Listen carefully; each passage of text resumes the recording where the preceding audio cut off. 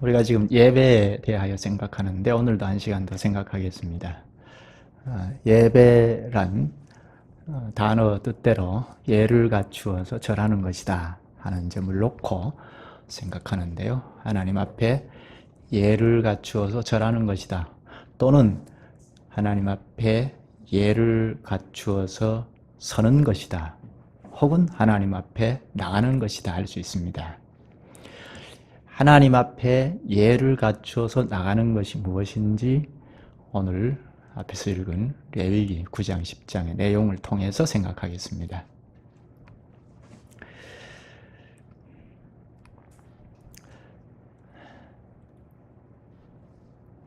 주제는 이미 여러분들이 말씀드린 대로 하나님의 말씀대로 예배하라, 또는 하나님의 말씀을 가지고 하나님 앞에 서라, 말씀을 가지고 하나님 앞에 나가라 하는 것입니다. 하나님 앞에 말씀을 가지고 예배한다는 것이 무엇인지 하나님의 말씀을 좀 듣겠습니다. 예배는 교회를 배제하고 생각할 수 없는 것이죠. 예배가 없는 교회가 있을 수 없고 교회가 없는 예배를 생각할 수가 없습니다. 교회와 예배는 붙어 있습니다. 동전의 양면입니다. 교회와 예배의 전형이 바로 지난 시간에 우리가 생각한 시내산의 사건입니다. 거기에 하나님의 회중들, 백성들이 있었고 교회이죠. 교회가 있었고 하나님이 거기 강림하셨고 거기에 부복한 사실이 있습니다. 좀 더 자세히 생각하면 이미 시내산 아래에 연합한 이스라엘 백성들이 그때 비로소 교회가 아니고 이미 애굽의 노예 상태로 있을 때 하나님께서 내 백성이라고 하셨죠. 내 백성, 하나님의 백성이면 교회이죠. 교회라는 말을 하나님의 백성이라고 하기도 하고 하나님의 가족이라고 하기도 하고 그리스도의 몸이나 여러 가지 그림 언어를 사용해서 말하는데 하나님의 백성은 하나님의 교회입니다. 하나님께서 기이하신 손길로 애굽에 있는 자기 백성들, 교회를 구출하셔서 시내산 아래에 불러 모으셨습니다. 그리고 시내산 위에 불같이 강림하셨죠. 그때 아무런 형상은 나타나지 않았죠.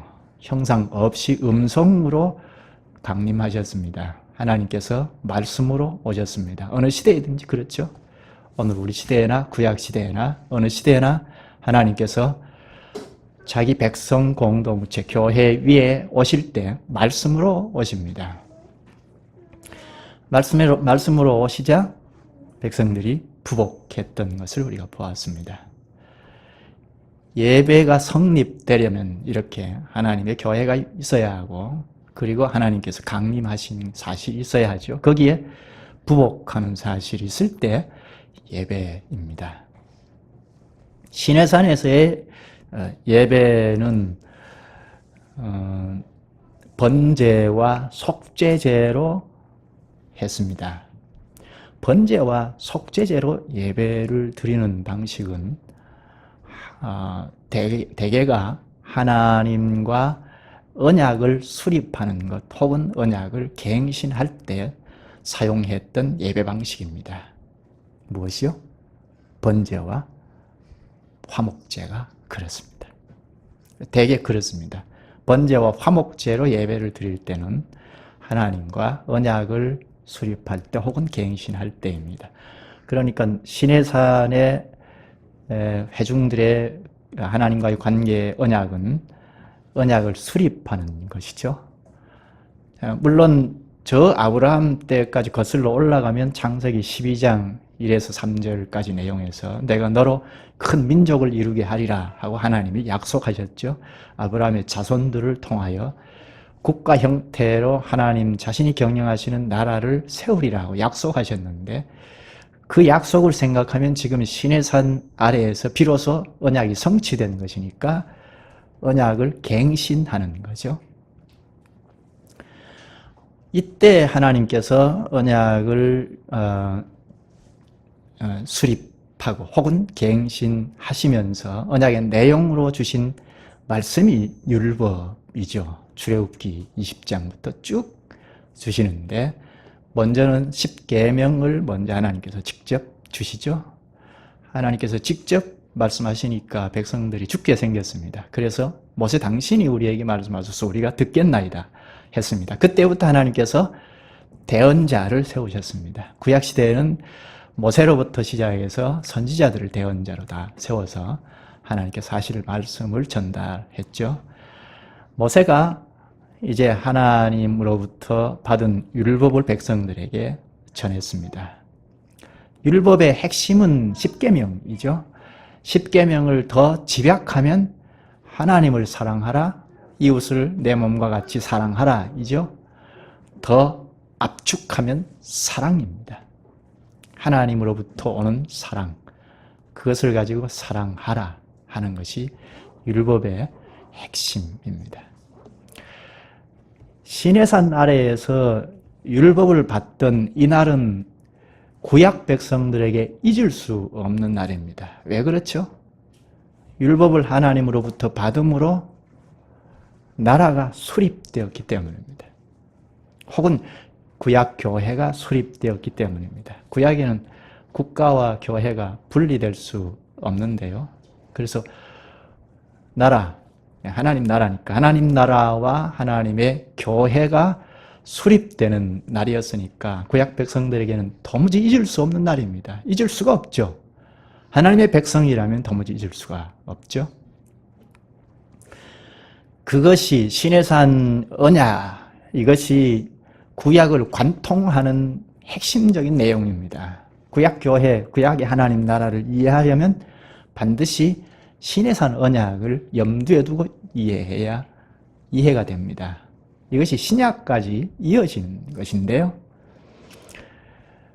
하나님께서 이렇게 율법을 하사하실 때 출애굽기 20장 22절에 보면 내가 하늘로부터 너희에게 말하는 것을 너희 스스로 보았느니라 하십니다.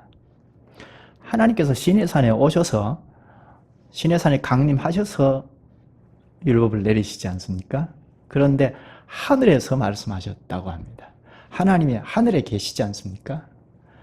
시내산은 분명히 땅에 속한 것인데 이스라엘 백성들이 시내산에서 땅에서 하나님 앞에 예배 행위를 했으나 분명한 것은 하늘의 하나님께 말씀을 들으면서 예배한 것입니다. 이게 교회의 위치입니다.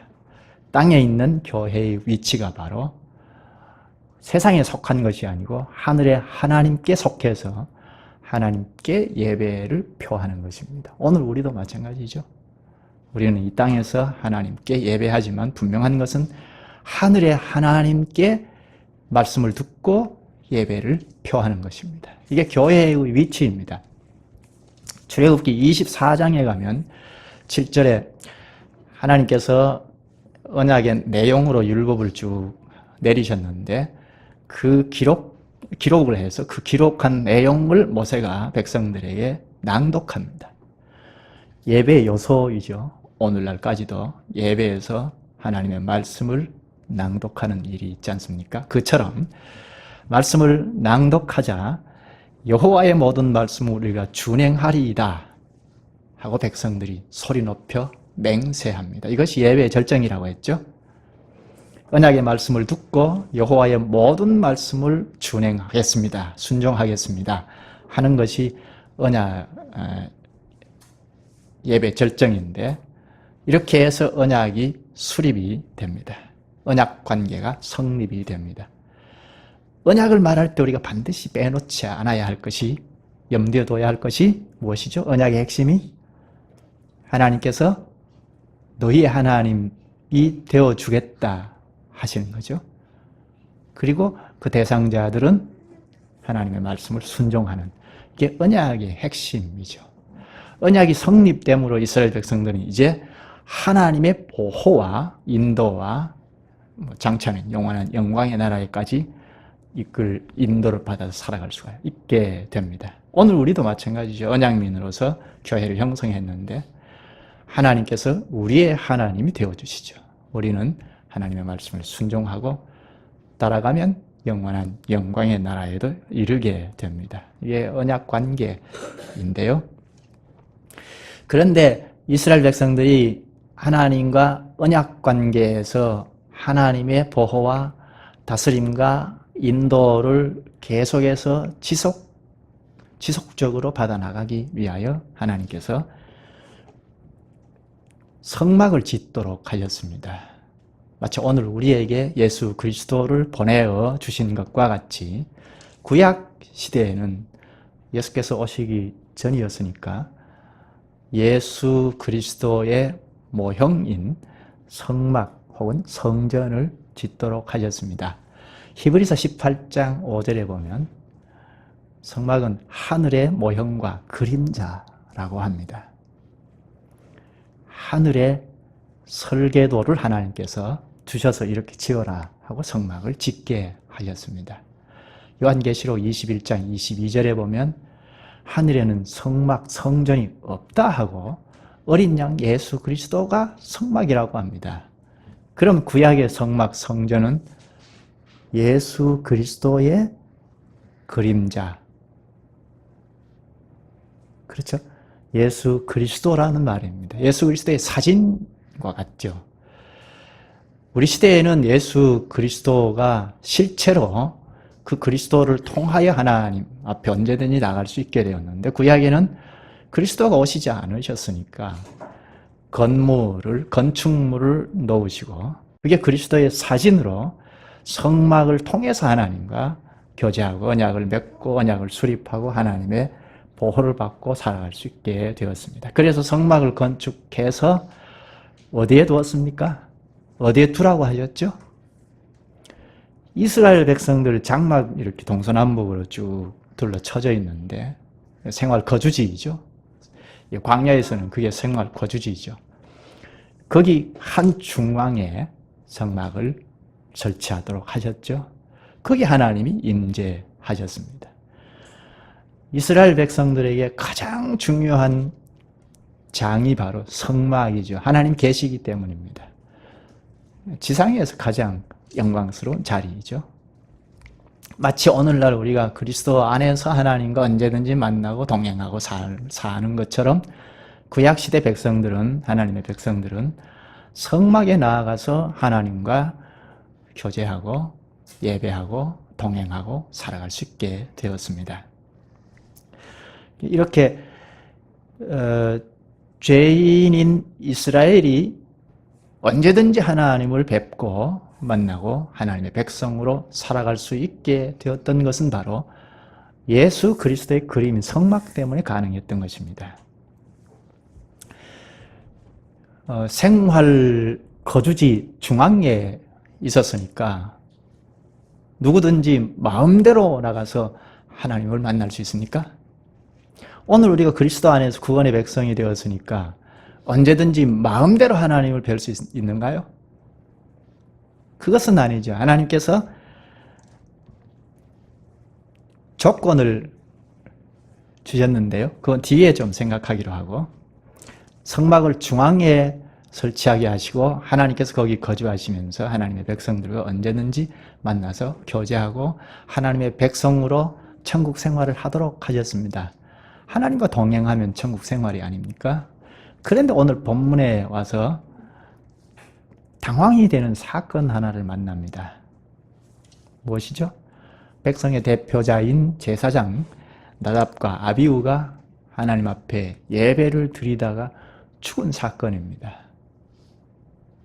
깜짝 놀랄 일이죠. 사건의 핵심은 하나님께서 말씀하신 대로 예배하지 않았다는 것입니다. 그래서 죽었다는 것입니다. 본문을 좀 볼까요? 10장 1절 2절. 이것이 시내산에서 되어진 일입니다. 아론의 아들 나답과 아비후가 각기 향로를 가져다가 여호와께서 명령하시지 아니하신 다른 불을 담아 여호와 앞에 분향하였더니 2절 불이 여호와 앞에서 나와 그들을 삼킴에 그들이 여호와 앞에서 죽은지라. 향을 피울 때는 번제단에 불을 사용해야 합니다. 그런데 번제단에 불을 사용하지 않고 다른 불을 사용했다고 하죠.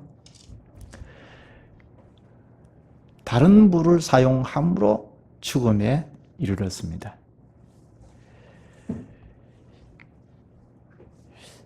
얼른 납득하기는 어렵습니다. 다른 부를 사용했는데 죽었다. 예배를 잘못 드렸는데 죽음에 이르렀다. 꼭 죽기까지 해야 하느냐?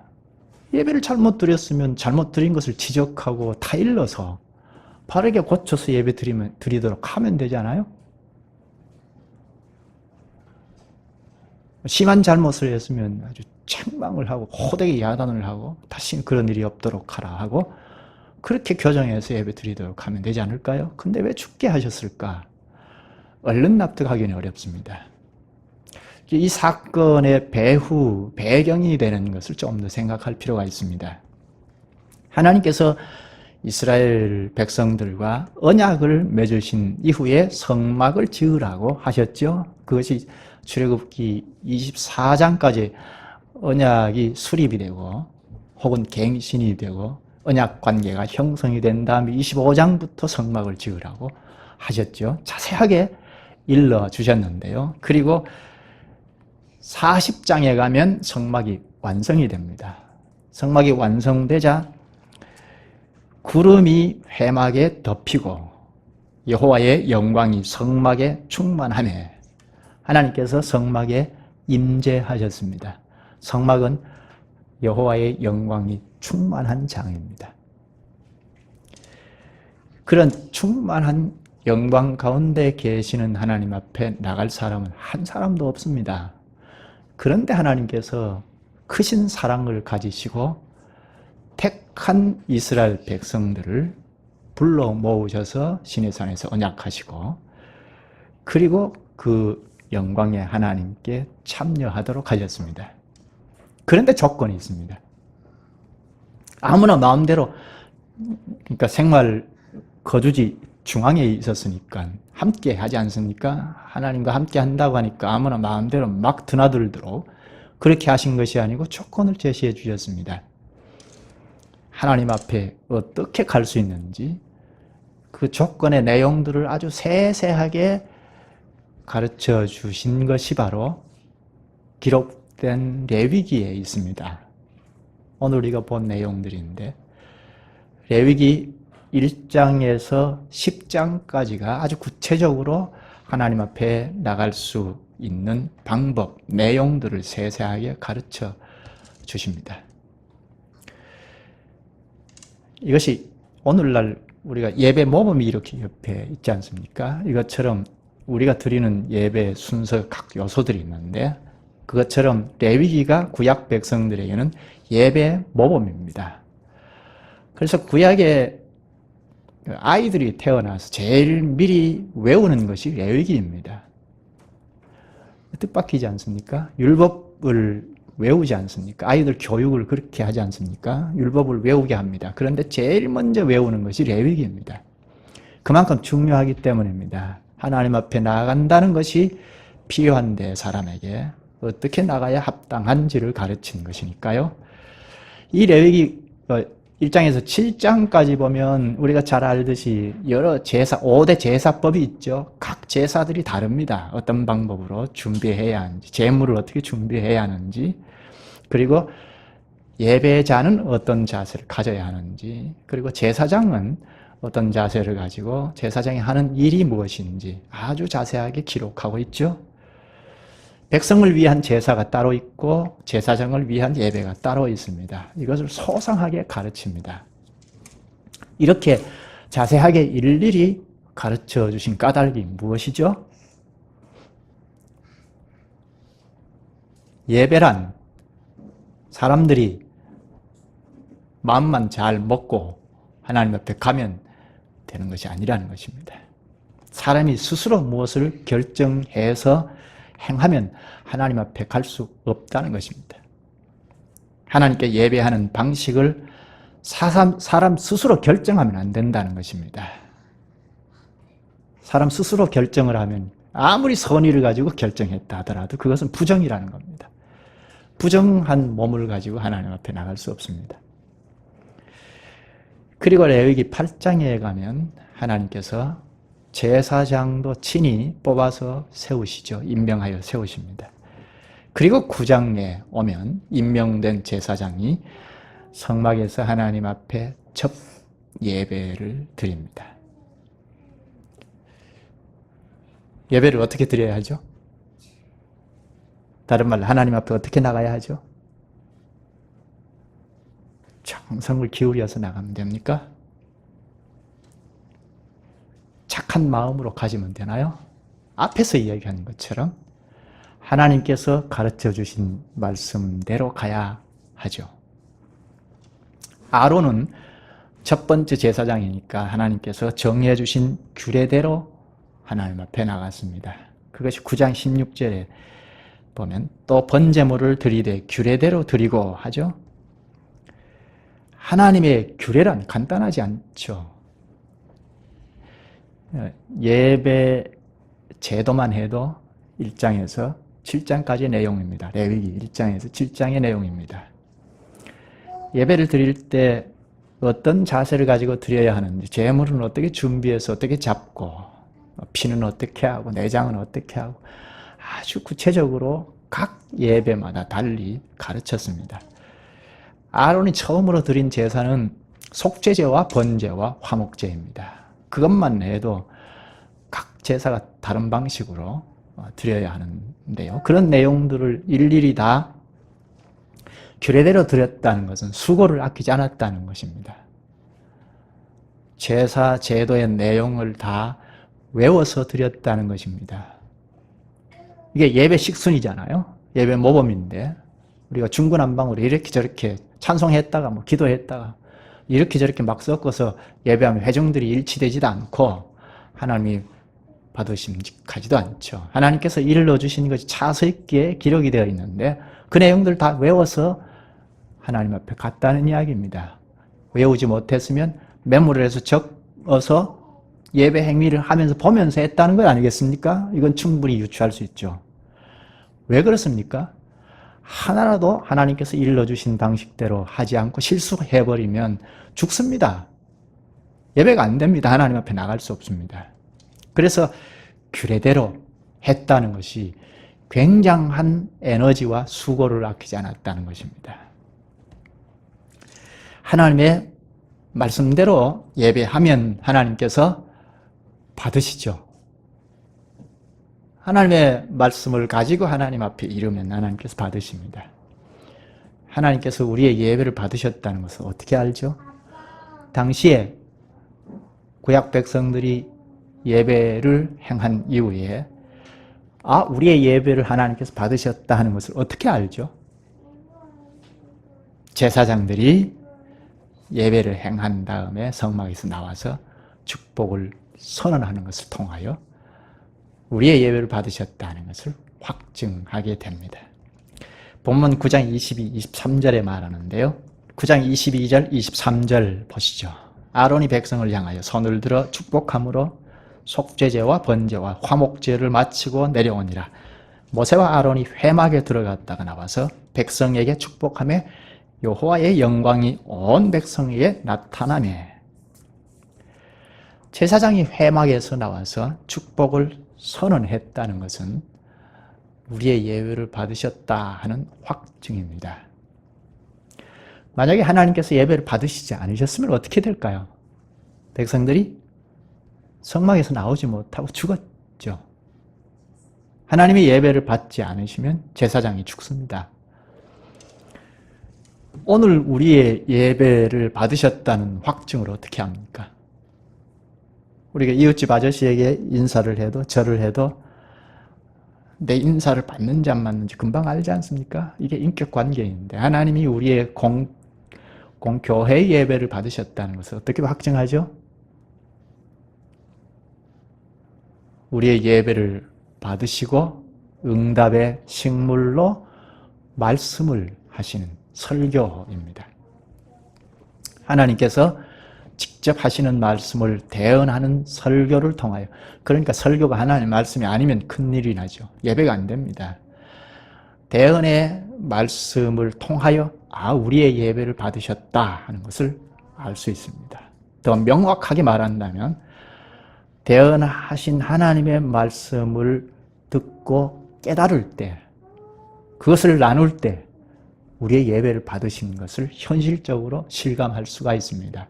또 하나는 말씀을 듣고 축도를 통하여 복의 선언이죠. 마치 구약의 제사장들이 예배를 다 드린 다음에 백성들에게 손을 들어서 축복을 선언하는 것과 같습니다. 축도를 통하여 우리의 예배를 받으셨다는 것을 확증합니다. 여기 23절 끝에 보면 백성에게 축복하며 여호와의 영광이 온 백성에게 나타나며 합니다. 축복을 선언하자 여호와의 영광이 온 백성에게 나타났다. 온 백성들이 하나님의 영광에 참여했다는 거죠. 다른 말로 하면 하나님에게 영광을 돌렸다. 그렇게도 할 수 있습니다. 하나님의 영광이 막힘없이 드러나는 것이 우리가 영광을 돌리는 것 아닙니까? 우리의 작품을 하나님께 드리는 것이 아니고 하나님의 영광이 예배를 통하여 막힘이 없이 드러날 때 하나님께 영광 돌리는 거죠. 이게 예배의 목표입니다. 하나님의 영광이 온 회중들에게 나타나는 것, 혹은 예배를 통하여 하나님께서 영광 받으시는 것, 이것이 예배의 목표입니다. 온 백성이 하나님의 영광에 참여하자 24절에 보면 불이 여호와 앞에서 나와 제단 위에 번제물과 기름을 사른지라 온 백성이 이를 보고 소리를 지르며 엎드렸더라. 이것이 구약의 예배 방식입니다. 하나님께서 받으시는 예배로 언약 관계가 갱신이 되는 겁니다. 우리가 예배 때마다 지난주에 언약이 수립된 것을 다시 갱신하고 갱신하지 않습니까? 하나님께서 예배를 받으심으로 언약이 다시 갱신이 됩니다. 언약 관계가 여전히 유지되는 것입니다. 언약은 앞에서 얘기한 것처럼 하나님께서 여전히 우리의 하나님으로 우리를 보호하시고 인도하신다는 것이고 우리는 하나님을 따른다는 것이죠. 그런데 10장 1절에 와서 아론의 아들 나답과 아비후가 각기 향로를 가져다가 여호와께서 명령하시지 아니하신 다른 불을 담아 여호와 앞에 분향하였더니 합니다. 앞에 9장에서는 아론이 하나님께서 가르쳐 주신 말씀대로 주의하면서 예배한 사실을 말합니다. 그래서 하나님의 영광이 온 백성에게 미치었습니다. 온 백성이 하나님께 영광을 돌렸습니다. 그런데 여기 나답과 아비후는 여호와께서 명령하시지 아니하신 다른 불을 담아 분향했다는 것입니다. 이것이 큰 문제입니다. 무슨 이유에서인지는 잘 모르겠습니다. 그런데 하나님께서 일러주신 말씀대로 예배하지 않았다는 것이 문제입니다. 예배한 결과를 보면 9장에서 하나님 영광이 온 백성에게 드러난 것과는 크게 대조가 되죠. 2절에 보면 불이 여호와 앞에서 나와 그들을 삼킴에 그들이 여호와 앞에서 죽은지라. 여호와의 진노로 죽게 되었습니다. 그러면 이때는 이스라엘 교회의 예배가 실패 본 거죠. 예배의 실패이죠. 죽은 이유는 여호와께서 명령하시지 아니하신 다른 불 때문입니다. 하나님께서 말씀하신 방식이 아닌 다른 방법으로 예배한 것이 이런 결과가 미쳤습니다. 그럼 다른 방법이, 하나님이 말씀하시지 아니하신 다른 방법이 무엇이기에 이렇게 사람이 죽을 정도인가? 사람이 죽은 일 직후에 하나님께서 제사장 규례를 가르친 데서 알 수 있습니다. 3절인데요. 잘 볼 필요가 있습니다. 모세가 아론에게 이르되 이는 여호와의 말씀이라. 이르시기를, 하나님께서 모세를 대언자로 말씀하시죠. 나는 나를 가까이 하는 자 중에서, 하나님이 하나님을 가까이 하는 자 중에서 내 거룩함을 나타내겠고 온 백성 앞에서 내 영광을 나타내리라 하셨느니라. 아론이 잠잠하니. 나를 가까이 하는 자 중에서, 당시에는 중보자를 세워서 가까이 하는 제사장이죠. 제사장이 내 거룩함을 나타내겠고 합니다.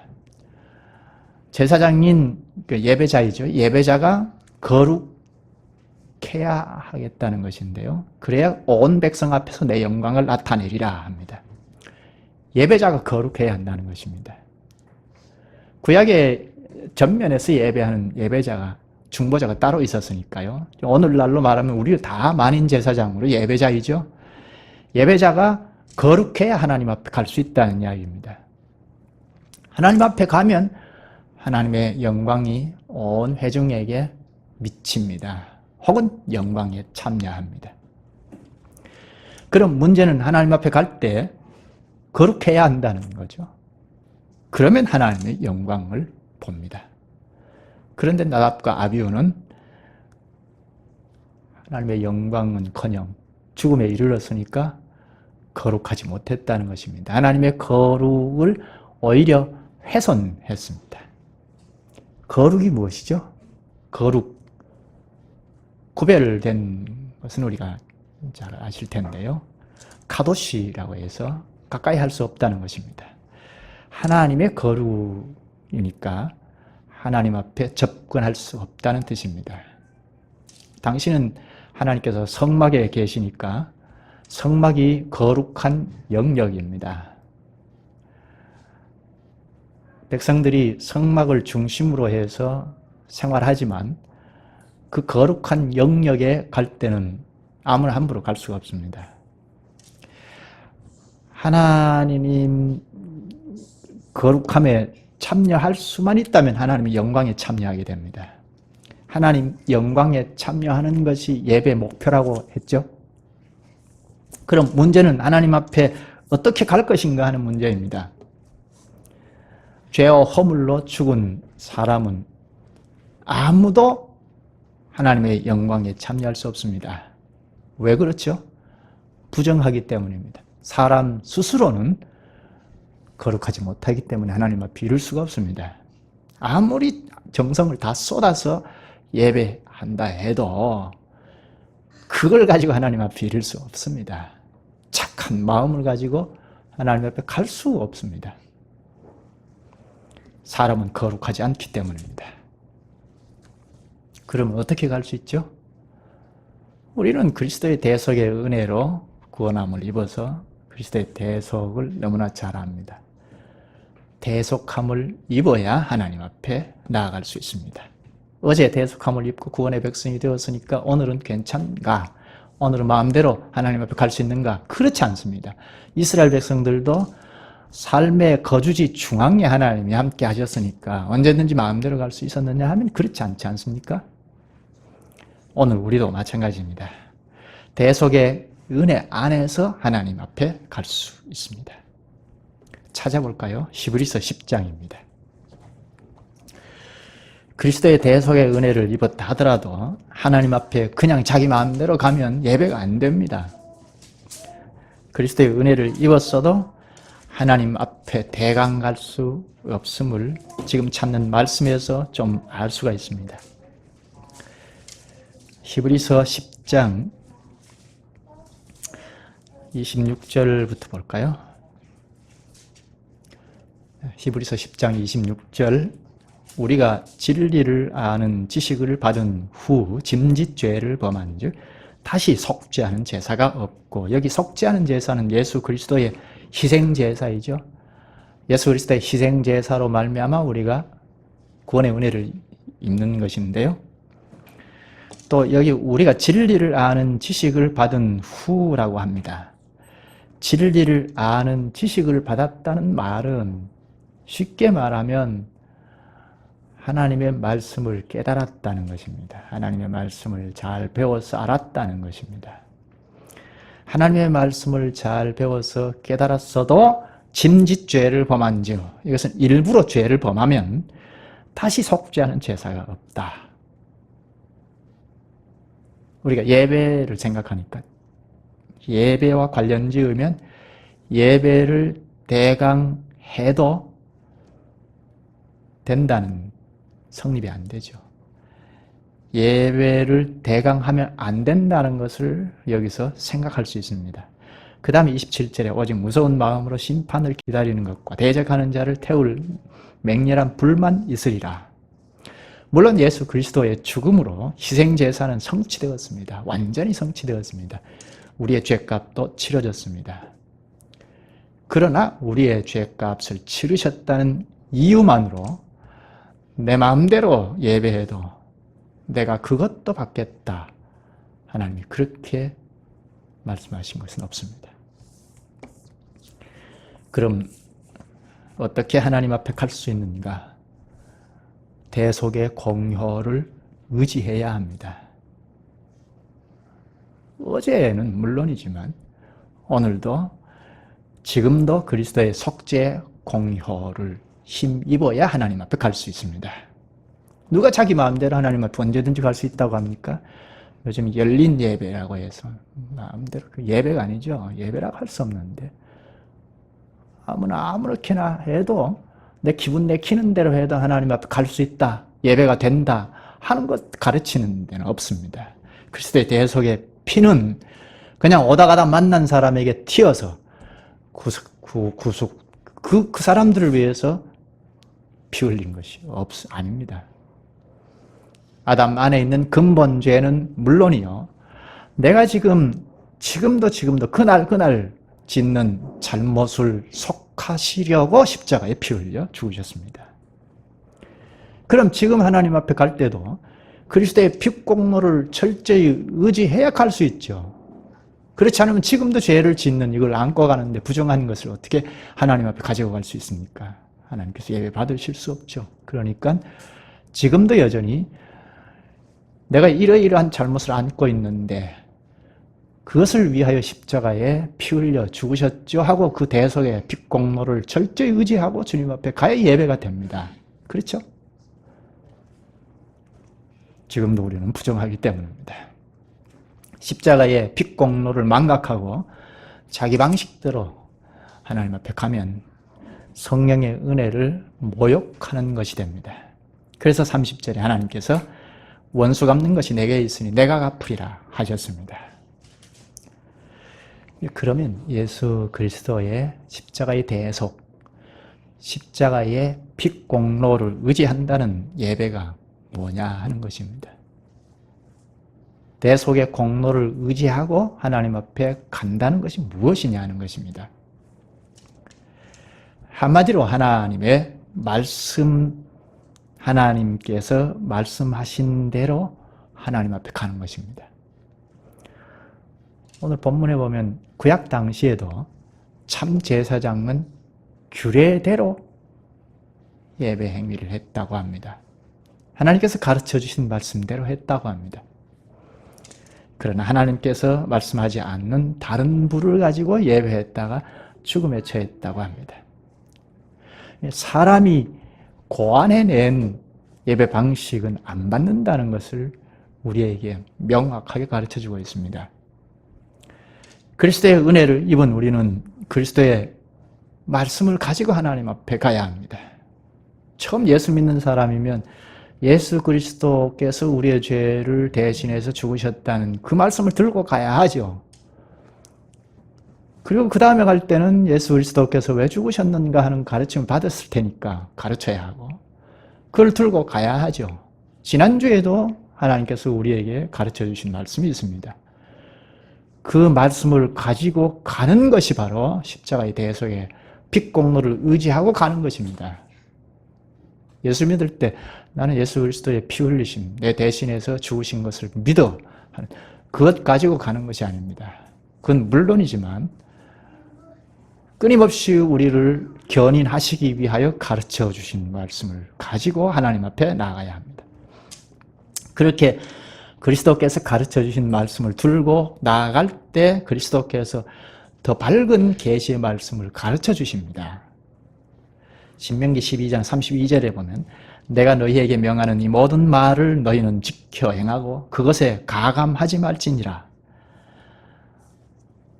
이 말씀을 하나님께서 신약 교회에도 똑같이 말씀하셨습니다. 요한계시록 22장 18, 19절에 누구든지 이 책에 기록한 말씀에 무엇을 덧붙이면 하나님께서 재앙을 덧붙일 것이요 누구든지 이 책에 기록한 말씀에 무엇을 제하여 버리면 하나님께서 이 책에 기록한 생명나무와 거룩한 도시의 참여함을 제하여 버리시리라 하셨습니다. 우리는 겸손해야 합니다. 주님의 말씀에 지배를 받아서 주님의 말씀을 가지고 하나님 앞에 가야 합니다. 첫째로 주께서 뭐라고 말씀하시는가 하는 것을 경청해야 합니다. 사람과의 관계도 남의 말을 잘 들으려면 내 자세를 낮춰야 하죠. 자세를 높이면 옆에 있는 사람의 말을 안 듣습니다. 들은 척하고 말죠. 하물며 하나님의 말씀을 우리가 들으려면, 경청하려면 자세를 낮춰야 합니다. 그래서 하나님께서 뭐라고 말씀하시는가 말씀을 잘 듣고 깨달아야 합니다. 그 말씀을 가지고 다음 주에 하나님 앞에 나아갈 때 가야 합니다. 지난주에도 주신 말씀을 가지고 하나님 앞에 나아갑니다. 하나님께서 가르쳐 주신 말씀은 온데간데 없고 그러면 형식적으로 하나님 가는 것이 되죠. 어제도 가르치고 지난주에도 가르치고 지지난주에도 가르치고 1년 전에도 가르쳤는데 그 말씀을 온데간데 없고 그냥 오면 하나님이 받으시는가? 그게 형식적인 예배이죠. 하나님께서 가르쳐 주신 말씀을 가지고 하나님 앞에 나아가면 주님께서도 말씀으로 오시죠. 말씀으로 오셔서 더 가르쳐 주시고 우리는 그 말씀으로 하나님을 뵙고 하나님은 우리와 말씀을 가지고 교제합니다. 이것이 예배이죠. 예배는 말씀을 가지고 하나님 앞에 나아가고 이게 그리스도 안에서 나아가는 것입니다. 그리스도의 핏공로를 철저히 의지하고 나가는 현실입니다. 말씀을 가지고 주님 앞에 나가고 주님께서 음성으로 말씀으로 오셔서 말씀을 놓고 우리와 깊이 있는 교제를 합니다. 그래서 언약이 다시 수립되고 갱신이 됩니다. 이게 우리의 예배입니다. 예배에는 여러 가지 요소가 있죠. 기도 있고 찬송이 있고 설교도 있고 성례도 있고 축도도 있습니다. 헌금도 있습니다. 이런 예배의 요소는 사람이 고안해내어서 되는 것이 아니죠. 하나님께서 가르쳐 주신 말씀에 다 있습니다. 하나님 앞에 나아가면 예배의 요소도 무엇인지를 가르쳐 주셔서 그 요소의 뜻을 알게 하십니다. 그 뜻을 깨달아서 예배 행위를 할 때 하나님께서 예배를 받으십니다. 인간이 고안해낸 요소로는 하나님께서 받지 않으십니다. 앞으로 이런 요소들을 더 배울 텐데요. 이런 요소들을 의식하고 예배에 임하면 살아있는 예배가 될 것입니다. 따라서 먼저 하나님께 부복하여 하나님의 말씀을 경청하는 것이 필요합니다. 자세를 낮춰서 주님의 말씀을 경청해야 합니다. 그러면 주님께서 가르쳐 주십니다. 그 말씀을 가지고 하나님 앞에 나아가십시다. 기도하시죠. 자비하신 주님, 주님께서 저희 마음대로 예배하려는 성향을 가진 것을 잘 아시고 말씀을 가르쳐 주셔서 그 말씀에 순종하고 가는 것이 복임을 가르쳐 주시오니 감사옵나이다. 저희 스스로는 거룩하신 주님께 나아갈 수 없기에 그리스도의 대속의 공효를 입어서 그리스도와 함께 예배할 수 있게 하시옵나이다. 또 그것이 주님이 가르쳐 주신 말씀대로 예배하는 것임을 가르쳐 주셔서 저희가 늘 주님이 가르쳐 주시는 말씀을 경청하여 그 말씀대로 주님을 뵙고 말씀으로 오시는 주님과 신령한 교제가 깊어지기를 원하옵나이다. 예수님의 이름으로 기도하옵나이다. 아멘.